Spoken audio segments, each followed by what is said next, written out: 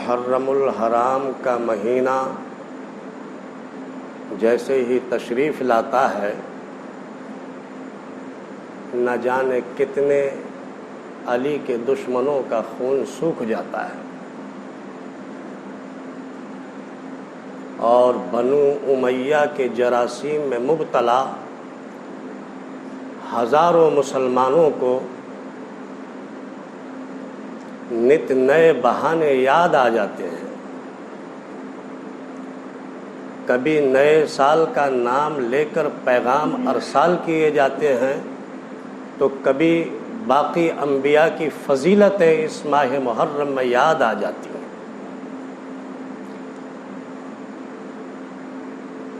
لیکن نہیں یاد آتے تو رسول اللہ کے فرمان یاد نہیں آتے۔ جو فتح مکہ کے بعد اللہ کے پیارے محبوب حضور اکرم صلی اللہ تعالی علیہ وسلم نے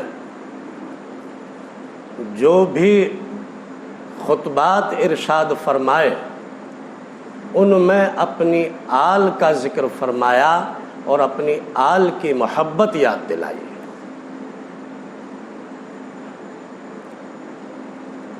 لوگوں، یہ غم حسین کا مہینہ ہے۔ مومنین کو اس بات کا احساس ہوتا ہے جب جب یہ مہینہ آتا ہے تو غم حسین مومنوں کے دلوں میں تازہ ہو جاتا ہے۔ وہ اپنی تمام خوشیاں بھول جاتے ہیں اور غم حسین کا احساس ہی ان کے دلوں میں رہتا ہے۔ اور کیوں نہ ہو، یہ دکھ ہی کچھ ایسا ہے کہ قیامت تک اس دکھ کو مومنین بھلا نہیں سکتے۔ اس مہینے میں رسول اللہ کا گھرانہ ویران ہوا ہے۔ کربلا کے میدان میں ننھے ننھے بچوں کو تڑپا تڑپا کر ذبح کر دیا گیا ہے۔ یہ بڑے دکھ کا مہینہ ہے۔ یہ غم حسین ہے۔ اس مہینے میں رسول اللہ کی بھی آنکھوں سے آنسو جاری ہوئے ہیں۔ آپ بھی اپنے نواسے کے غم کو یاد کر کے روئے ہیں۔ تو مومنین کا تو یہ معمول رہا ہے ہمیشہ کہ جب جب یہ مہینہ آتا ہے تو ان کے دلوں میں غم حسین تازہ ہو جاتا ہے اور اپنی تمام خوشیاں بھول جاتے ہیں۔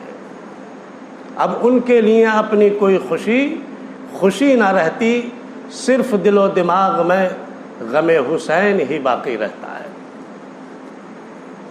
اور مخالفین اہل بیت نت نئے بہانے ڈھونڈتے ہیں اسلام کے نام پر کہ لوگوں میں یہ پھیلائے جائیں اور لوگوں کے دل و دماغ کو اہل بیت کی طرف سے ہٹا دیا جائے۔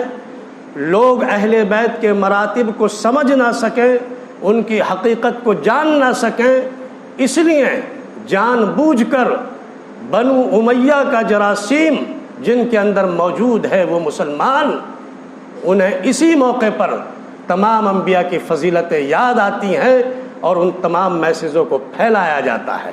اگر یاد نہیں آتا تو اپنے نبی کا فرمان یاد نہیں آتا۔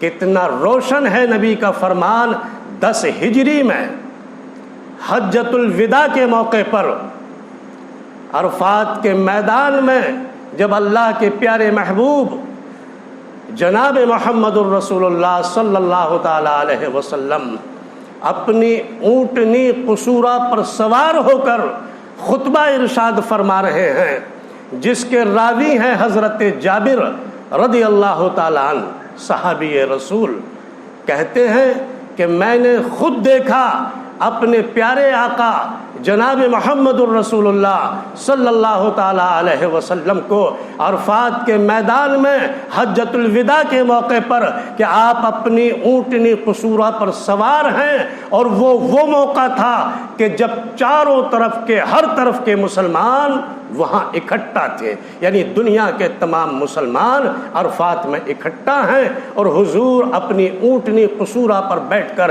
ارشاد فرما رہے ہیں کہ اے لوگوں سنو، میں تم میں دو بھاری چیزیں چھوڑ کر جا رہا ہوں، اور یہ دونوں بھاری چیزیں تمہارے لیے یوں چھوڑ رہا ہوں کہ جب تک تم ان دونوں کو مضبوطی سے پکڑے رہو گے قیامت تک کے لیے گمراہ نہیں ہوگے اور صراط مستقیم پر گامزن رہو گے۔ سن لو وہ دونوں بھاری چیزیں کیا ہیں۔ وہ دونوں بھاری چیزیں یہ ہیں، ان میں ایک تو اللہ کی کتاب قرآن پاک ہے۔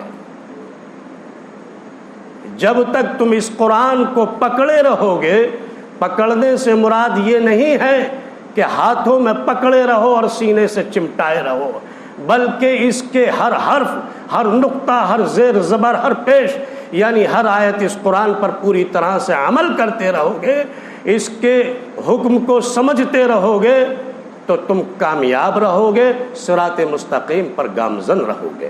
اور دوسری بھاری چیز جو ہے وہ ہے میری اطرت، یعنی اہل بیت۔ آج تو کچھ تعصب کا ذہن رکھنے والے ملاؤں نے اس لفظ اطرت کو بھی بدل کر سنت کہہ دیا گیا ہے، اور جب بھی ذکر کرتے ہیں تو اطرت کی جگہ سنت کا لفظ ذکر کرتے ہیں، جبکہ سچائی یہ ہے کہ آپ دیکھ سکتے ہیں صحاح ستہ میں بھی کہ یہ لفظ اطرت کا لفظ ہے۔ یعنی آپ نے فرمایا کہ اے لوگو، ایک تو بھاری چیز اللہ کی کتاب ہے قرآن مجید، اور دوسری جو بھاری چیز ہے وہ میری اطرت یعنی میرے اہل بیت ہیں۔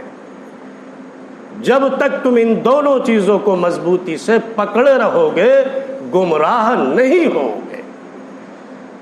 اب ذرا سوچیں، ایسا کیوں ہے کہ ان دونوں بھاری چیزوں کے لیے ہمیں پابند کیا ہے؟ کیا آپ کے لیے اللہ کی کتاب قرآن مجید کافی نہیں تھا؟ جیسا کہ آج مسلمان سوچ رکھتے ہیں کہ قرآن کو بغل میں دبائے پھر رہے ہیں، سر پہ اٹھائے پھر رہے ہیں، لیکن اہل بیت کو بھولے ہوئے ہیں۔ تو اگر یہ اللہ کی کتاب ہی کافی تھی تو اللہ کے پیارے محبوب نے کیوں ارشاد فرمایا کہ دوسری بھاری چیز جو ہے وہ میری اطرت، میرے اہل بیت ہیں؟ ان دونوں چیزوں کو مضبوطی سے پکڑ لینا۔ جب تک ان دونوں چیزوں کو مضبوطی سے پکڑے رہو گے گمراہ نہیں ہوگے۔ پتہ یہ چلا کہ یہ قرآن اور اہل بیت دونوں لازم و ملزوم ہیں۔ اگر آپ اہل بیت کو چھوڑ دیں گے، خالی قرآن پر عمل کریں گے تو کامیاب نہیں ہو سکتے ہو، آپ کو صراط مستقیم نصیب نہیں ہو سکتا ہے اور ہدایت نہیں پا سکتے ہو۔ اور اگر خالی اہل بیت ہی کو پکڑے رہیں، قرآن کو چھوڑ دیں گے، پھر بھی آپ کامیاب نہیں ہو سکتے۔ پتہ یہ چلا کہ آپ کو قرآن کو اور اہل بیت کو دونوں کو سمجھنا ہے، دونوں کو ماننا ہے، دونوں کو مضبوطی سے پکڑنا ہے، دونوں سے محبت کرنی ہے، دونوں کا ادب و احترام کرنا ہے، تبھی ایک کامیابی نصیب ہو سکتی ہے اور تبھی ہم ہدایت پا سکتے ہیں۔ پیارے اسلامی بھائیوں، دوسرا خطبہ جو اللہ کے پیارے محبوب نے ارشاد فرمایا، مکہ معظمہ اور مدینہ منورہ کے درمیان میں ایک منزل ہے غدیر خم، اور یہاں ایک نشیبی جگہ ہے، یعنی تالاب تھا جو پانی رہا کرتا تھا۔ تو اس پانی کی وجہ سے اور جگہ ٹھیک ہونے کی وجہ سے قافلے وہاں ٹھہرا کرتے تھے۔ تو جب ایک مرتبہ اللہ کے پیارے محبوب اپنے جانثار صحابہ کے ساتھ میں اس منزل پر ٹھہرے تو آپ نے اپنے صحابہ کی طرف روئے انور کر کے فرمایا کہ اے میرے دوستو سنو، میں تمہیں پھر یاد دلاتا ہوں کہ میں تم میں دو بھاری چیزیں چھوڑ رہا ہوں، اور وہ دونوں چیزیں یہ ہیں کہ ایک اللہ کی کتاب قرآن پاک ہے، اور دوسری بھاری چیز یہ ہے کہ میری اطرت میرے اہل بیت ہے۔ اے لوگو، ان دونوں چیزوں کو مضبوطی سے پکڑے رہو، قیامت تک کبھی گمراہ نہیں ہوگے۔ اور پھر آپ نے فرمایا کہ اے لوگو سنو، الستم النبی اولا بالمؤمنین، کیا تم نہیں جانتے کہ میں تمام مومنین کی جان سے بھی زیادہ قریب ہوں اور محبوب ہوں؟ کیا قرآن میں یہ آیت موجود نہیں ہے جو میرے رب نے فرمایا ہے کہ النبی اولا بالمومنین من انفسہم، یہ میرا نبی تمام مومنوں کی جان سے بھی زیادہ قریب ہے اور جان سے بھی زیادہ محبوب ہے؟ پھر آپ نے اس کے بعد ارشاد فرمایا آپ نے ارشاد فرمایا کہ اے اللہ تو میرا مولا ہے، اے کائنات کے پالنہار، اے خالق و مالک تو میرا مولا ہے اور میں تمام مسلمانوں کا مولا ہوں۔ اور پھر آپ نے اس کے بعد فرمایا، حضرت علی مرتضیٰ رضی اللہ تعالیٰ عنہ کا ہاتھ پکڑا اور بلند فرمایا، اور آپ نے فرمایا کہ اے لوگوں سنو، میرا مولا اللہ ہے اور میں تمام مسلمانوں کا مولا ہوں، اور اے اللہ جن کا میں مولا ہوں ان کے علی بھی مولا ہے۔ مطلب یہ ہوا کہ تمام مسلمانوں کا میں مولا ہوں تو علی بھی مسلمانوں کے مولا ہیں۔ یہ نبی کا فرمان ہے۔ ہماری سمجھ میں یہ آ رہا ہے کہ اگر ہم کامیاب ہونا چاہتے ہیں، صراط مستقیم پر گامزن رہنا چاہتے ہیں، اگر اللہ تعالیٰ کی ہدایت کو حاصل کرنا چاہتے ہیں، تو ہم تمام خرافات سے باز آئیں اور اپنے نبی کے فرمان پر پوری طرح سے عمل کریں۔ وآخر دعوانا